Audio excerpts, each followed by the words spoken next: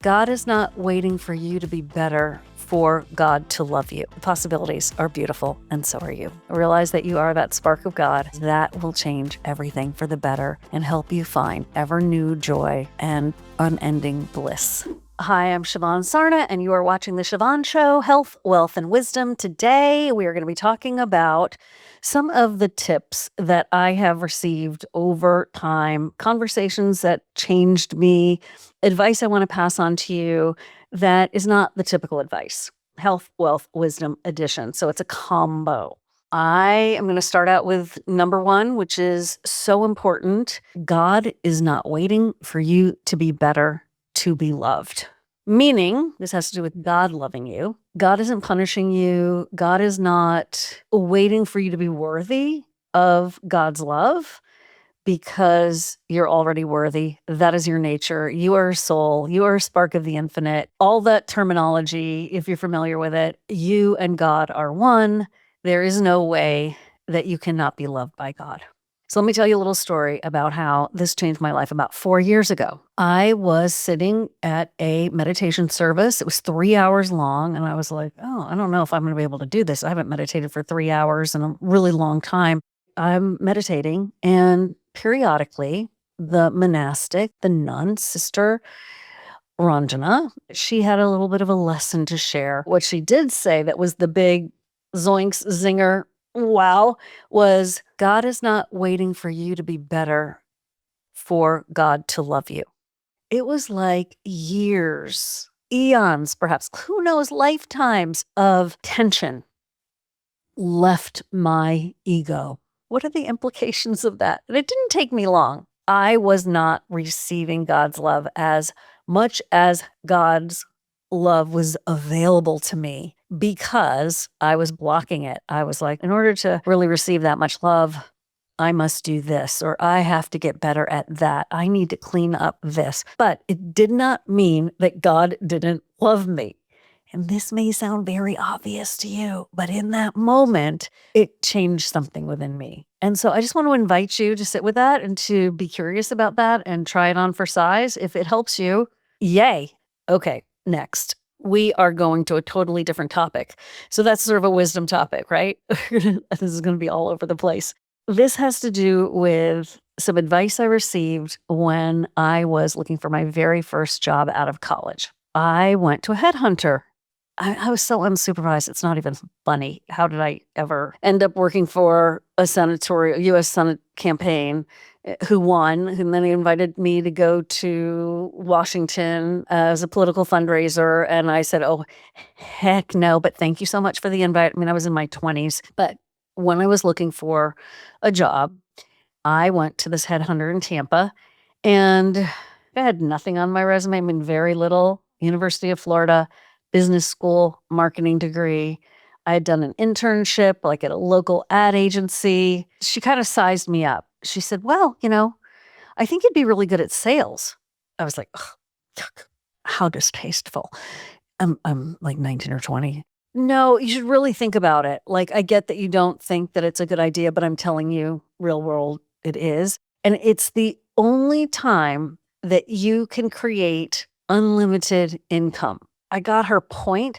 And so as I was sitting there with my brain split, like half going, ugh, and then the other part of me, like a soul recognition of, that's a really good point. That's a really good idea. So if this is something you're struggling with, if you're trying to figure out what to do with your career, if you are trying to figure out how to make some money, yes, you need to figure out how to sell things on the internet. Your advice, your cookbook, your cookie recipe, your wisdom through the ages, whatever it is that you're really passionate about or that you're really good at, you don't love it, but it can be commercially successful. That could be a good stopgap for you while you're figuring out what you really do love. My advice for you is to create a product around that, get on social media, get out there and start talking about it, about what you love. And then I would go find the coach on Instagram, Julie Chanel, spelled Chenell, and I would take her courses. I have been doing this for 10 years now, online, very successful, multi-million-dollar business. And I think she would have saved me a lot of time, energy, and money if I had met her sooner. I'm new to her. We've just sort of connected. But the other day, we bought a car. This salesperson was so good.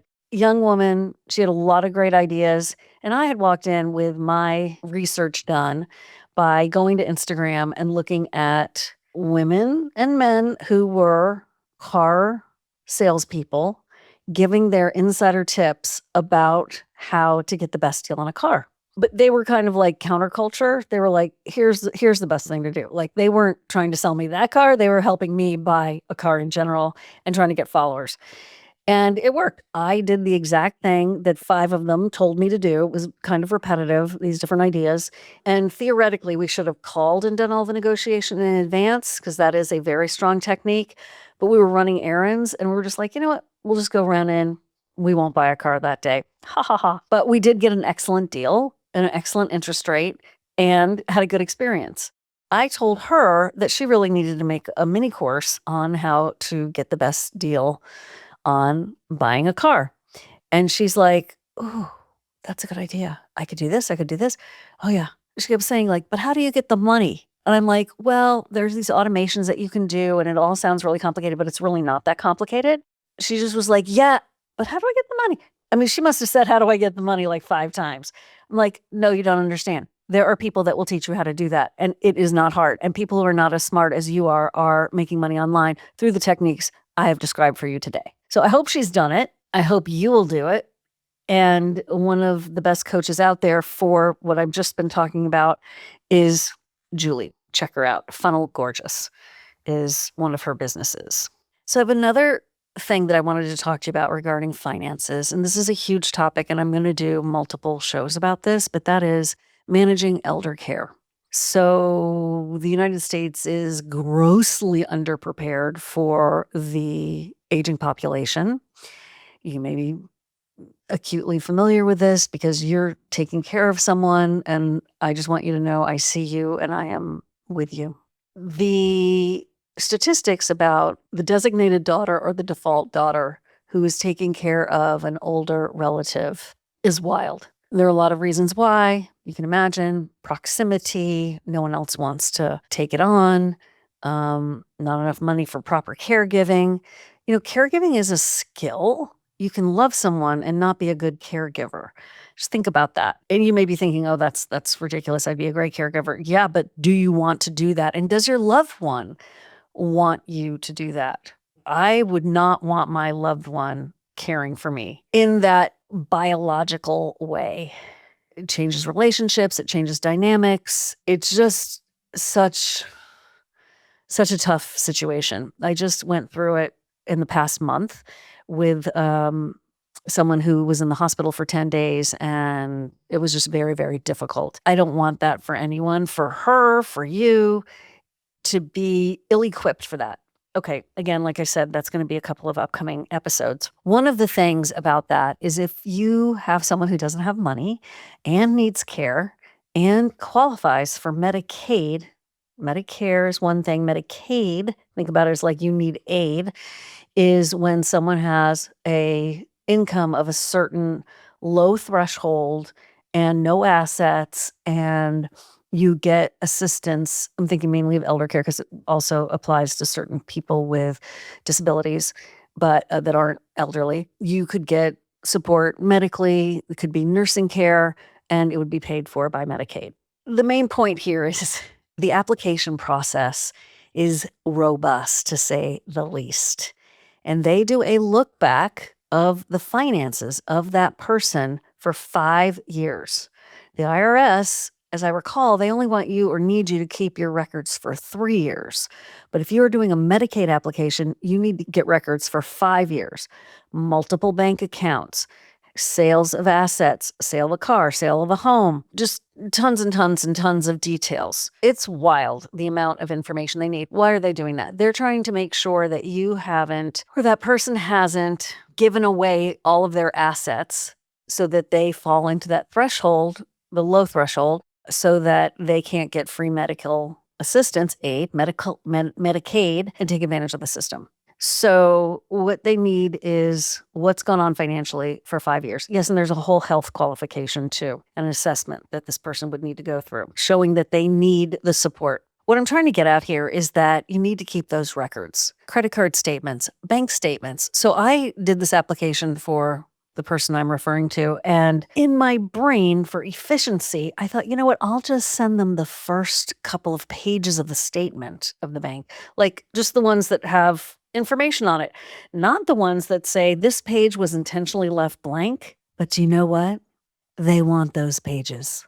So I had to go back through the bank, which is a pain in the booty, especially if you don't live in the area anymore, and have them waive fees, send snail mail, because they wouldn't email it to me, copies of even blank pages for 5 years of statements for 5 bank accounts. Oh my goodness. So anyway, you get the point. Keep the records. I know it's a pain, and we all think that there's, this big digital footprint, and there is. But if you've closed accounts, you need to show the day you open the account. You need to prove that the account was closed. So it's not just the last statement of the last time you had money in the account where it says 0. They need a statement of bank closure for the account. It's a lot, but I'd love to save you the aggravation of what I have gone through. And now I have some advice for you about marriage. I've been married for 21 years, and we are doing great. And I was in love with him from the first time I ever saw him. More than 20 years, 14 years plus 21 years. So it's been a long time. One of the best pieces of advice I've heard recently, and I'm so sorry I cannot remember this person's name, marriage is 2 people deciding to stay together. That's it. 2 people deciding to stay together through thick and thin. And then he said something really important as well. Even if 2 people decide to stick together, if one of the partners, or certainly both, but if one of the partners has a mental health issue or an addiction issue, it won't work. I thought that was really, really good advice. From all the friends I have, from my own experiences, if one of you will not deal with the addiction, it's not going to work. I'm telling you. If one of you will not deal with the trauma, the mental health, the whatever, it will not work. I thought that makes so much sense. I know women who love their husbands. Now, I'm literally also in love with my husband, but I'm thinking of a couple in particular. And he is not willing to deal with his previous relationship trauma. I don't know what's going on with him, honestly. Maybe it's ADHD. I don't know. I really don't know. And it's none of my business other than to send love. But it's driving her nuts. And she is saying to herself things like, I love this man, but I don't know how sustainable it is. He's very good at giving other people advice, interestingly, but he cannot see it for himself. One of the lines that I had also read about a long time ago in a different relationship that I was in that I felt we needed some counseling. And it was, I'm in over my head. I need help in this relationship. So I'd like to get professional help for people who this is what they do every single day. I mean, we're special, but we're not that special. So I'm in over my head. Would you join me? It's not always going to work. If it does, great. But that's just a magic sentence I wanted to share with you in case it could help you. Speaking of people who know about marriage, is the Gottmans. They have a fantastic book. They have a fantastic at-home study course.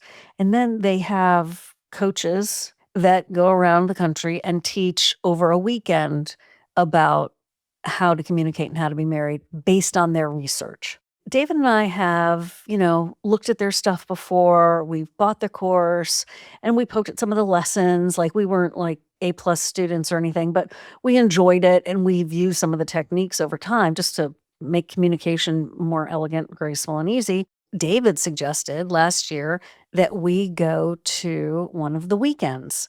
We had this amazing marriage therapist be the facilitator, and his name is Saul. And I'm going to put a link to their site in the show notes. If you could get a chance to study with him, it's great.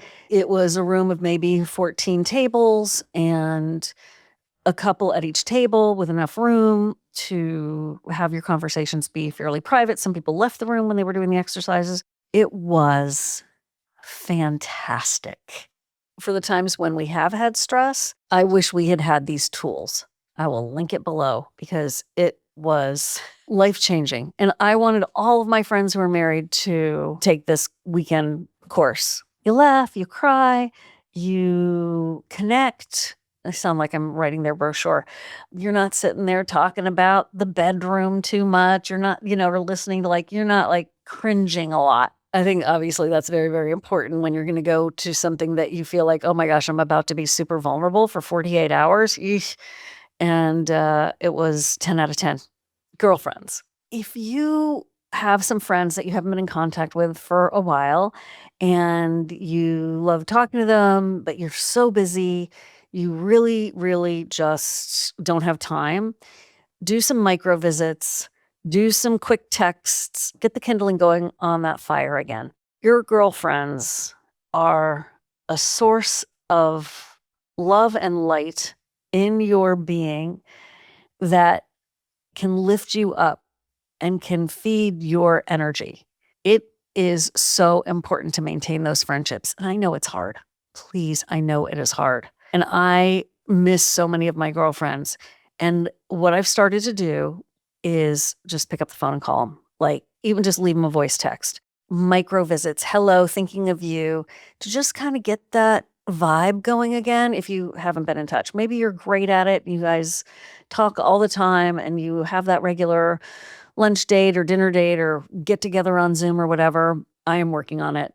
But please take it from me as the reminder to get back with a couple of your girlfriends.